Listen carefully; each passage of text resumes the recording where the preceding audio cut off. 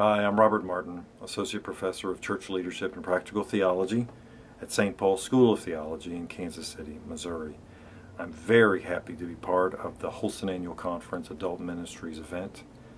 The question that you have, the theme for that event, I think is really interesting and provocative. Where is your journey taking you? I'm hoping in my workshop and presentation to help you think about that in a little, perhaps different way. The workshop and the presentation, I'm thinking, are going to go together and form one coherent whole, but I'm taking it up as two separate events. The workshop is its own thing, and then the presentation is its own thing too. So the workshop is all about engaging your community in everyday ministry. The whole purpose of that workshop is to try to help the congregation identify how it is already involved in the community, how people are in business, they're in their schools, they're in their families, they're out on the soccer fields, they're all over the place. Now, the question is, are they in ministry? Are they doing ministry? Are they embodying the life of Christ right where they are? Well, that's the question.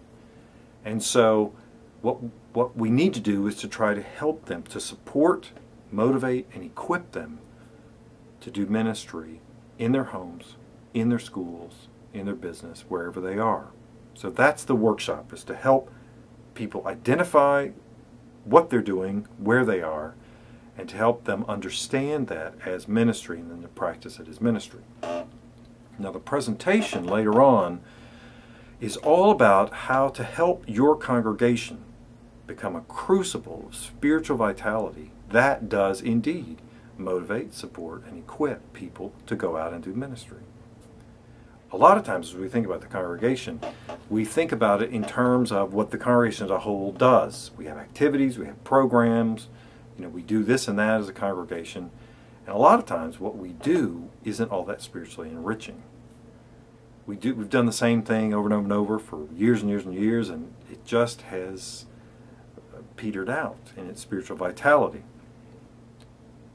Well, the main way to renew spiritual vitality is to help people become more aware of what spiritually engages them in the first place. Some people are spiritually engaged in nature, others are spiritually engaged in their homes with their families. Other people are very much spiritually engaged in very small groups in prayer. Some are engaged, spiritually enriched and motivated when they're working for Habitat for Humanity or pounding nails or giving food to the poor. All those things are valid. But what we need to do is to recognize them as things that we need to do in the congregation. This person needs to be in ministry in a hands-on way. That's great. Incorporate it into the congregation. This person needs to pray more, pray in a certain way, maybe pray very quietly, in silence. Maybe this person over here is very engaged spiritually enriched and challenged in her family. All that's wonderful.